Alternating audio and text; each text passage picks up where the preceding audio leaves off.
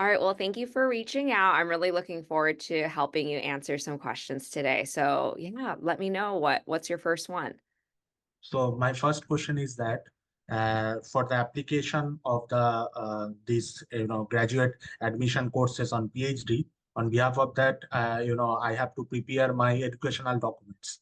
So most of the places it is written that you have to give the brief information about your skills, expertise, scholarship, university education in the CV.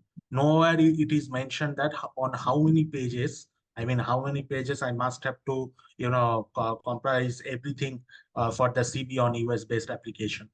If you please answer that. Yeah. So, I think when you think of a resume, that's generally like a one-page short summary document, and that does have a really strict sort of one-page limit. But for Okay. CV, that can actually be as long as you want it to be. There's no page limit on that. Of course, don't have it, hundreds of pages long, but I think my CV was maybe somewhere between like 18 pages and 19 pages like that. I read your That's how CV. long it is now, but I think when I was applying, it wasn't quite that long. It was maybe more like in the single digits. But it could definitely be Okay. longer than a page. I think 18 to 19 is quite long. You don't really need to Yeah. describe everything that you do. Yeah. Um, but you can include everything on there and a short description. 18 to 19 sounds a little bit on the long side, but Yeah. yeah, I Now think you have 18 to 19 pages, but before I think 1 or 2 pages is enough to, submit the application. Or yes, I have to definitely. prepare the resume. I mean, which one is better? Because I if I think check, yeah, yeah, please continue. Yeah, no, I was going to say, I think a CV is appropriate for PhD applications. Resume is more for like job applications, people who really only have like a couple seconds to look at your one page, but the CV is appropriate for PhD applications. So that means 2 pages are enough to mention almost the most highlighted things about my career for the Uh, application. yeah, I mean, 2 pages is good, but if you want to take more than 2 pages and like kind of detail out a little bit, again, don't write everything like don't write paragraphs of like your Yeah. experience. That's your personal statement. But if you want to include a short description of each experience you have and make it a little longer than 2 pages, that would be acceptable. Okay. Okay. Thank you so much. Regarding this, I want to ask another thing that in the after the curriculum video, I saw that most of the universities are asking to prior contact the supervisors. And then when in the university portal, they used to ask that I have to nominate the professors from Yes. one, two, three. Yes. So if you please elaborate the process because you already there. I mean, I know the professors didn't have so much time to go through each and every applicant because every applicant is, equal before the application stage.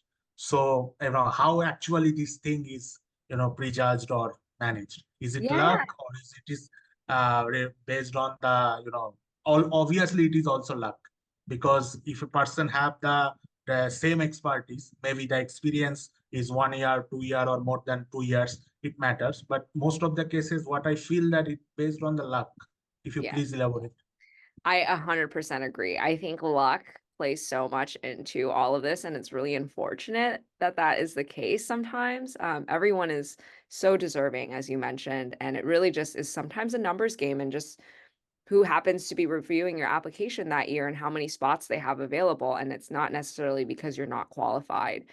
So, yes, I want to first say it is based on luck.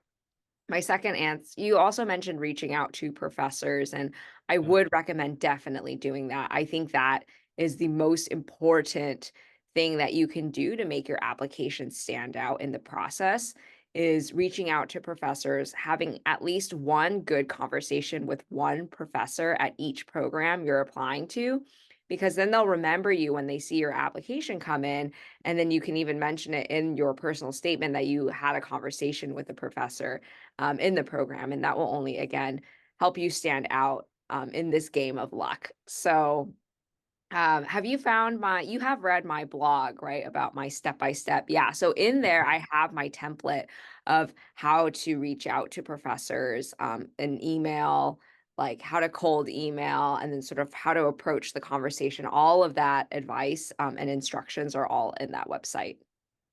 Okay. Okay. Additionally, I want to ask that most of the professors genuinely give, if the professor is so much kind and if he or she has some time, they just reply, okay, I am telling you that please fill the form for this particular fall of session. So for this case, whether how can I take the answer? Is it yes or is no or it is in between? I hope you understand Yeah. what actually I'm looking Yeah. for. Yeah. So you're asking like if you email someone and they're like, I can't speak with you, please submit Yeah. your application. So there are a couple of reasons that could be the case. One, that professor might just have their own policy or the school's policy that they're not allowed to meet with students before the application goes in. I have heard of that being the case. So it could just be a logistical kind of rule across the program that professors don't meet with prospective PhD students. Um, Okay. Two, it could be they might reveal a little more information like, oh, I don't have the capacity or the funding or the space to take on another student. And that's also important information for you to know too, because that means that professor's not taking students and then they would not be able to take you as, if you apply. Yeah. Um, and sometimes, if they just don't respond or they say something like that, and it might just mean they're really busy. And that is also good for you to know because I don't know if you would want an advisor who doesn't respond to your emails or doesn't make time to meet with students. Like, for the most part, professors who have time are love to meet with students. That's why they do what they do. So that could be a good indicator as well that maybe that person just for some whatever reason isn't taking on students or isn't, willing to meet with prospective students for whatever reason. So what I would say is if that is a response that you get, maybe just email one more person at that program on Mhm. more faculty and then see what kind of response you get from another Mhm. person. And if it's similar type of response, I mean, I would still submit your application. But there's no harm in just emailing another faculty to see how they respond because genuinely it could be the case that they just don't review or they don't meet with applicants until they review your application. And that's a rule that Yeah. they have. Um, yeah. Yeah, that's really great answer. Really thankful over your answer. Yeah. Third And thing, what I noticed that some universities are asking the personal statement. Along with, they also need the academic history statement. I yeah, mean, what is the difference? I mean, in the personal statement, I also will write my academic history, like I did my Master of Public Health. Before yeah, that, I did my pharmacy. So, what is the slight difference, I think? And yeah, they are asking to, comprehensive, like 500 words only. It yeah. is really difficult to, just, within 5 seconds, I have to do the goal. Otherwise, nobody will care. So if Yeah, you, no, this is definitely a new thing that I've been seeing in more and more application or more applicants have been asking me this. And this wasn't the case for me when I applied. It was just one statement that you put everything in. But I okay. think right now what they're looking for is sort of a personal statement, so it's more personal, and an academic statement, so it's more academic. So yes, my advice is you still include personal elements in your academic statement and you still Mhm. include some academic elements in your personal statement. But I would say your personal statement is like a majority of it is talking about your experience. Like, who are you as a person? Why are you passionate? What life experiences have you gone through that may not be academic that have shaped who you are today? And then obviously then and a little bit of that statement tie it all back to like why you're getting your PhD and what you want to study for your research or your academic statement, I would say that majority of that you are talking, okay, this is my experience. I've had extensive research experience doing this, work experience doing this, but this all comes back to my identity or my personal experience. So then you kind of bring it back and then add in a little bit of personality to it too. So it's not just like a boring 500 word CV basically. So Mm, that's my recommendation is one is more okay. personal, one is more research academic, but you still want to include a little bit of each element in each other. Okay. I mean, I have to balance everything. Yeah, Okay. exactly. Okay. Yeah, that's a bit tricky, but I must have to do. Yeah. Then other thing what I want to share with you that is the publication matters. I mean, so how I manage this kind of situation. Does the publication matter during PhD application? So I think it really depends on like a case by case basis. I always tell people it will not hurt your application if you don't have any publications, but it can only help. So it really depends. There's other elements besides research experience that they could be. So, you could have a lot of other things and then no publication compared to someone who has one publication and they look at other parts of your application, not just like the numbers and the, other they'll look at you holistically.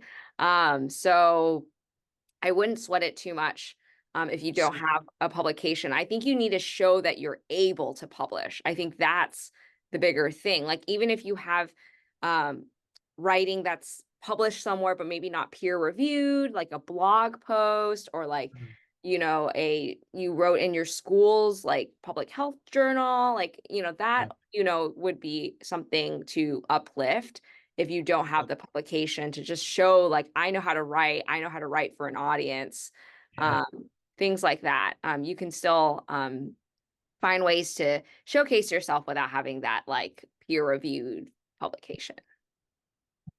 Okay, okay. So I totally agree with you. I understand this thing.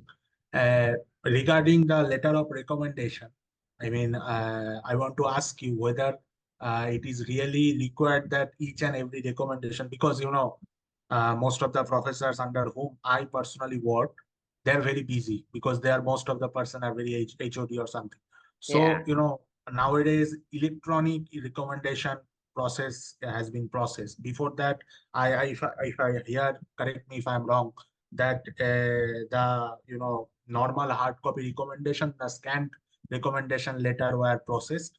But now it is that they are asking the email ID of the particular recommendee who will as a work as a referee on my application purpose. So shall I request them to write elaborated recommendation, or it is totally focused on the research experience under which I work? I mean, if you please tell me over there. Yeah. So I maybe if just so I can follow. So are you asking if you need to ask your letters of recommendation to write you I mean, like is there any counselor? format? Because most of the Oh, universities are telling that you have to give the three recommend reference email IDs. yeah. So my question is that because under whom I work, he or she has not gave any recommendation on the PhD application. Most of the cases. Oh, okay. So they recommended inside India to the different jobs or different position, but not outside. Yeah. So how actually it come. I mean, you also. Yeah.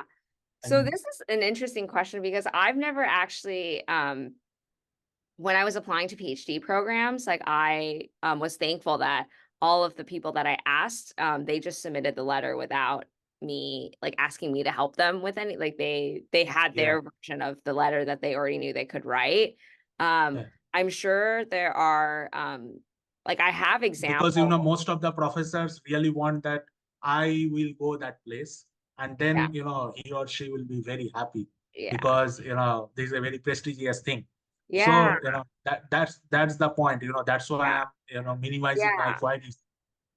So I don't think there's like a correct letter of recommendation. I think the letters of recommendation just really need to showcase who you are and that you are going to be an excellent PhD student, researcher, showcasing your research skills, your academics, work ethic, all of that, which is, I'm sure that your I mean, professor. whether they have to upload the recommendation later or Yes. they just have to digitally, put, I mean, electronically put the recommendation about me. I mean, what usually happen? Yeah, I've never seen the portal myself, but I assume Okay. they will upload a document, like an electronic letter, yeah, or like Okay. they'll write the letter in like Word or some platform, type it out, and then Okay. save it, and then upload it into the system.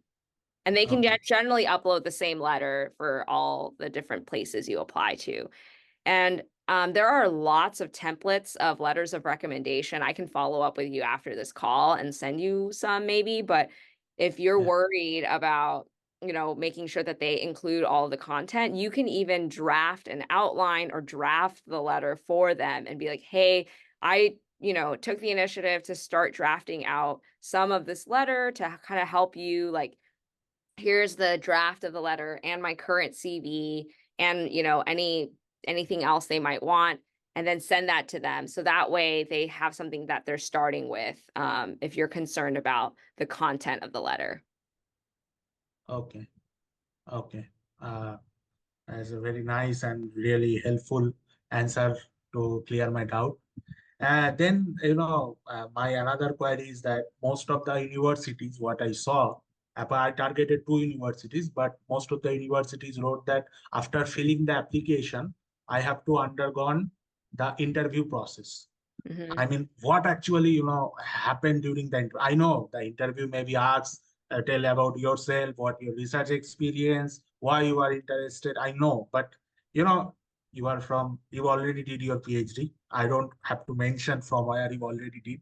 Now you are also doing postdoc or obviously on the adolescent health. So my point is that, coming from India, it's really difficult, to secure the place because everywhere is targeting for single post or maybe 4 or 5 PhD position.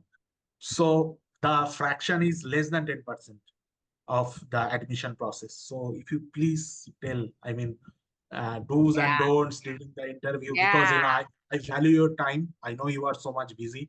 I already go through your CV exactly. I am not giving you, I am very junior to you, but there is small willingness that okay, I have to go through the best universities to gain the experience as well as to serve the research field and also myself and my country also. So if you please tell. Yeah. Well, first, let me just say that I'm not too busy for this. This is the stuff that makes me really happy is talking with students and helping you gain some clarity on your dreams and your next steps. And I'm so happy that I can help you. So this is totally worth my time. I would set anything aside to meet with you. So don't worry about my time at all.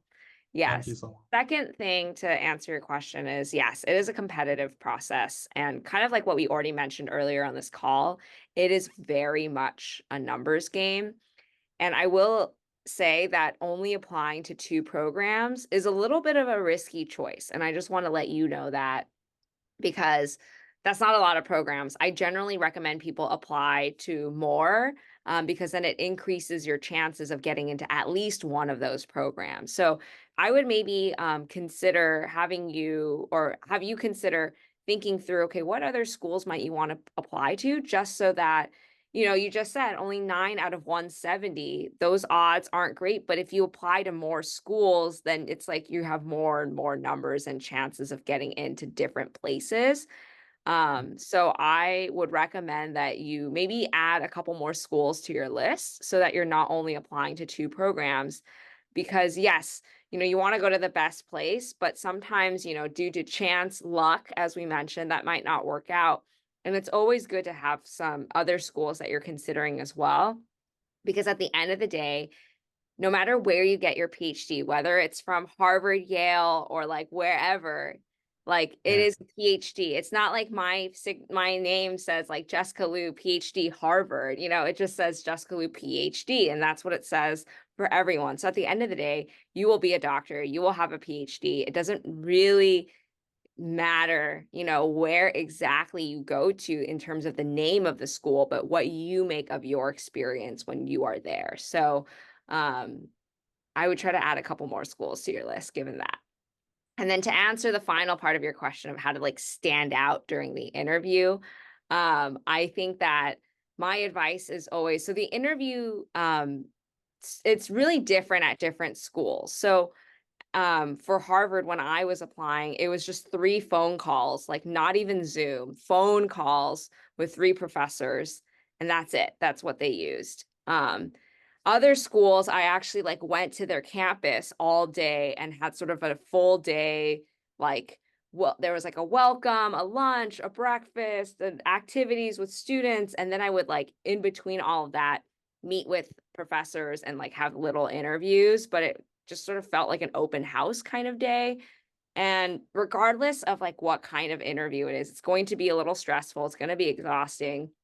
And I just recommend that you be yourself because at the end of the day, like, if you that's what they're looking for. That's what I think what helps people stand out. I think in any interview, if you're just sort of like trying to like really impress them and say things that you think they want to hear, then you won't stand out because then you're just going to be saying what they expect. Like just be yourself, be personable.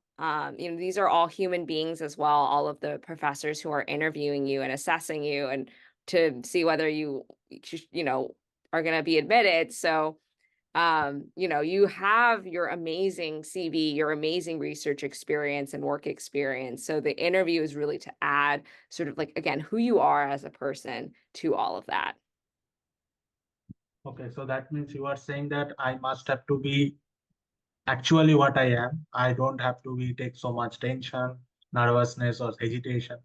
I also share my research experiences, and rest everything is on the hands of the professors Yeah. because yes and no there is small fraction because it's really bit of luck, and I always say that also the experience because without experience they don't think that I might be fit on their program appropriately.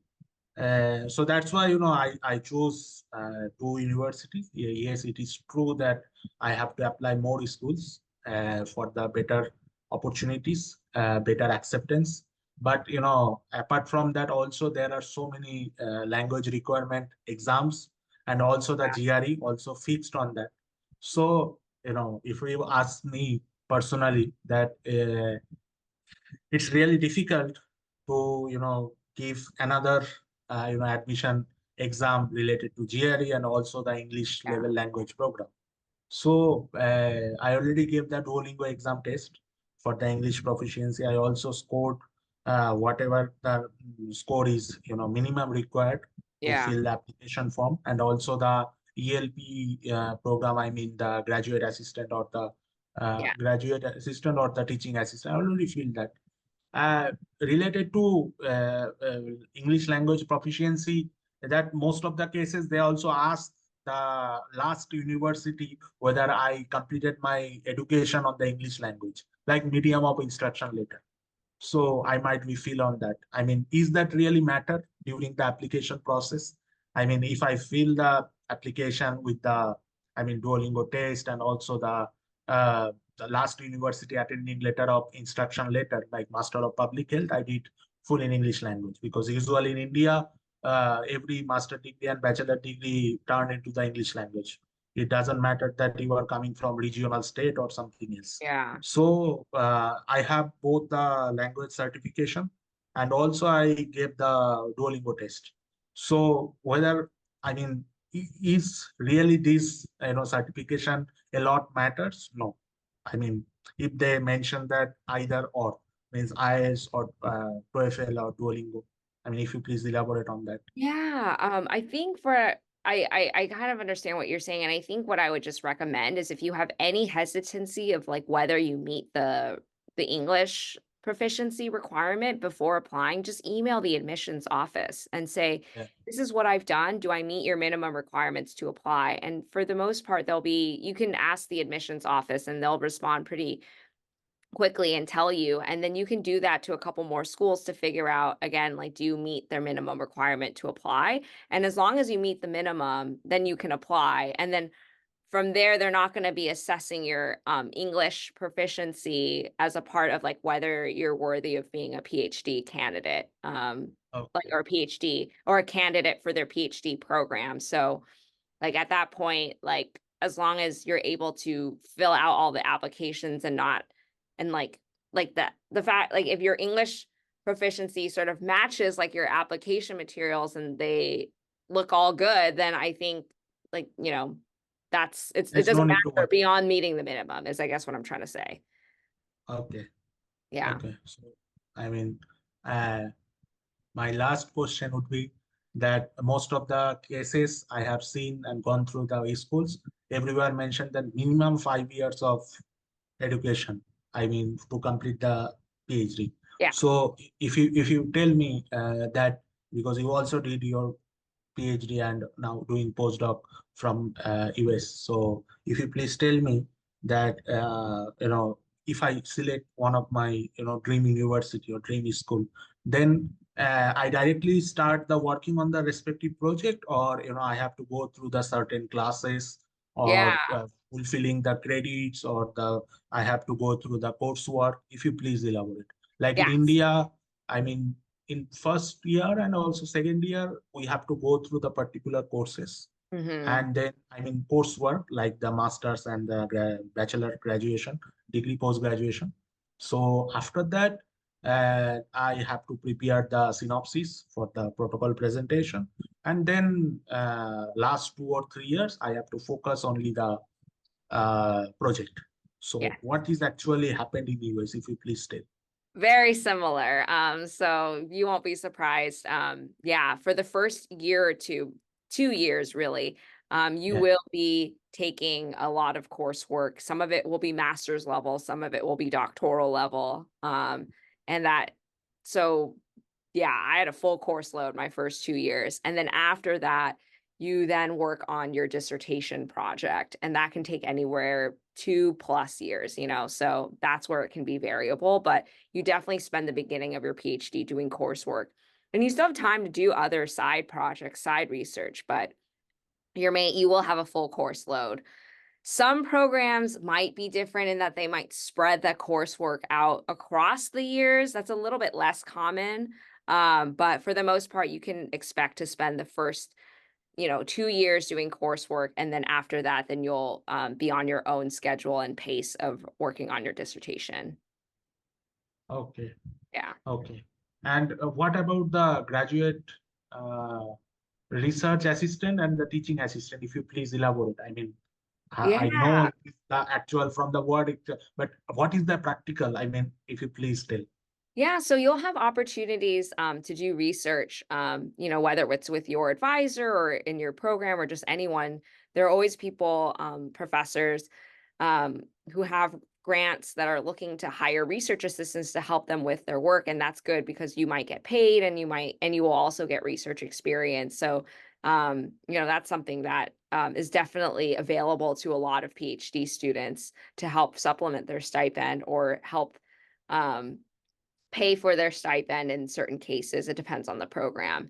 And then you can also teach, which is you would work with a professor and help be their teaching assistant for a course. And that was really fun. I did both, of course, but my passions really lie in teaching. So I like would TA like 2 to 3 classes every Uh, quarter or semester. So yeah, those are two kind of main ways that grad students make money or help support their stipend. okay.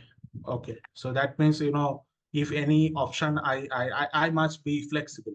Whether the professor is giving any opportunity, I have to be the chasing or the choosy person, as you are Yes. still saying. Yeah. Sometimes, yeah, just again, it's based on luck or what happens to work out, but there will be opportunities for both. And depending on the semester or the time, there might be a more of a need for research, more of a need for teaching, and you can just, yeah, being flexible, I think definitely, as you mentioned, is a really important trait, not just as a PhD student, but also in academia, as I'm learning as well, even as a postdoc. So it's good that you're already going in knowing that you'll need to be adaptable given situations.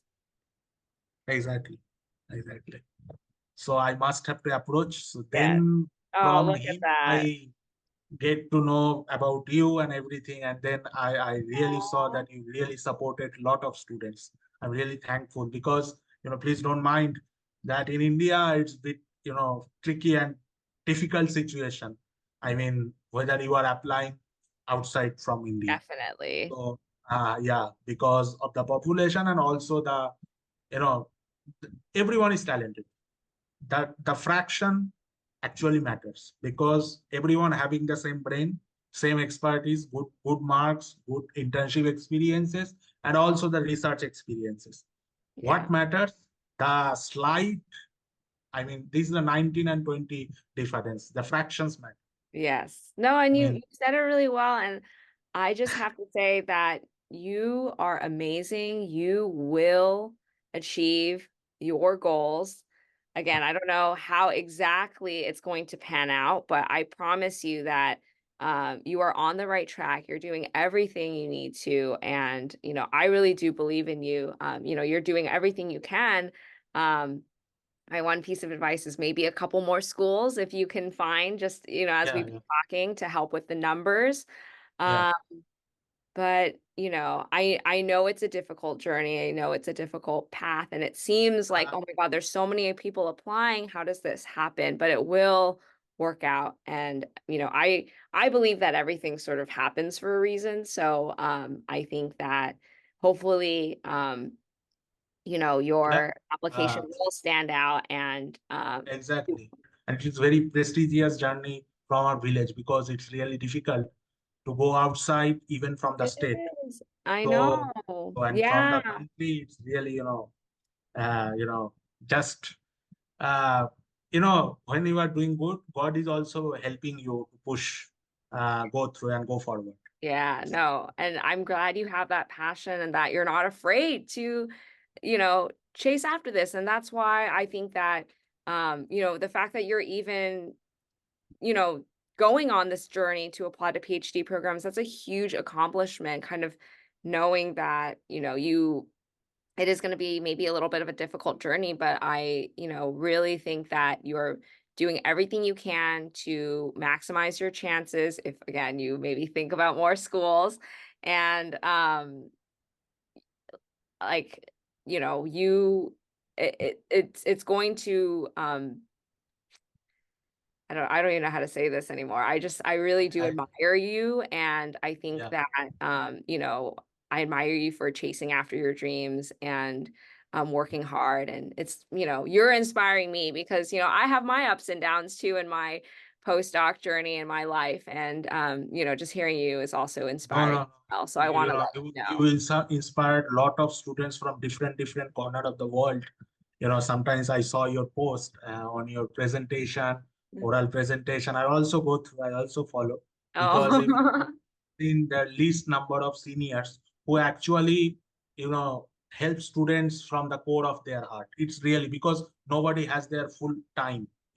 Time is everything. Yeah, I always believe that apart from the monetary terms, time is really, infinite thing.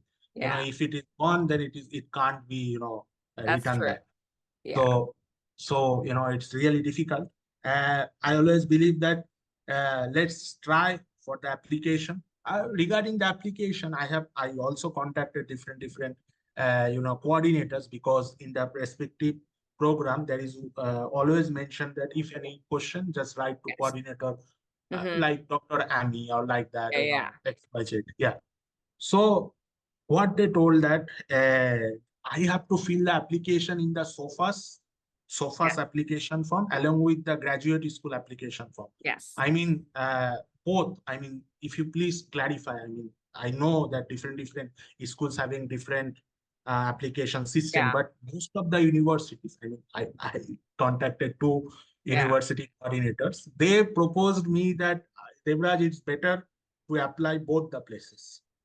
Yeah, so So, I would actually just look on the program's website and they will tell you you need to mm, submit in SOFAS and you also need to submit in this portal. So they'll give okay, you all the instructions and just make sure that you are submitting in all the right places. So all of that will be there. And if you have any doubt or question, like you just mentioned, just reach out to the program coordinator. yeah, Yeah, yeah, so don't okay, totally better to ask than to assume, yeah. is kind of what I'm learning. And so yeah, just ask to make sure and double check that you have everything.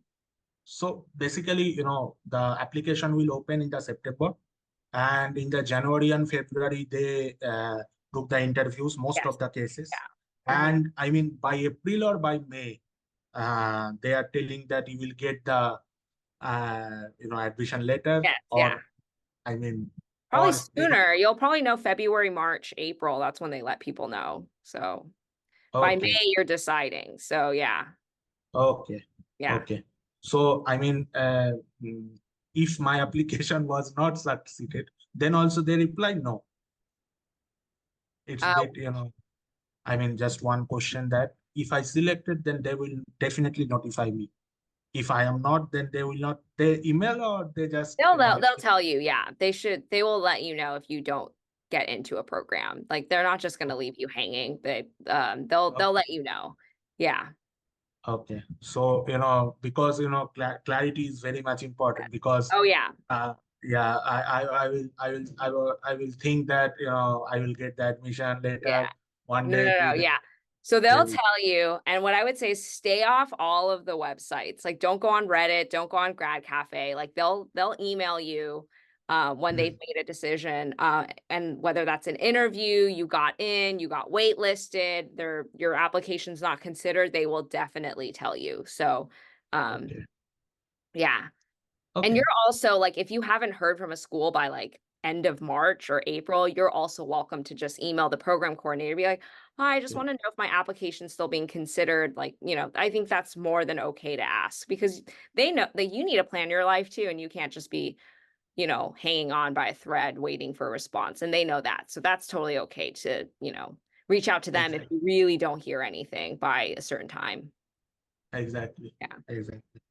Okay. Thank you so much. Yeah.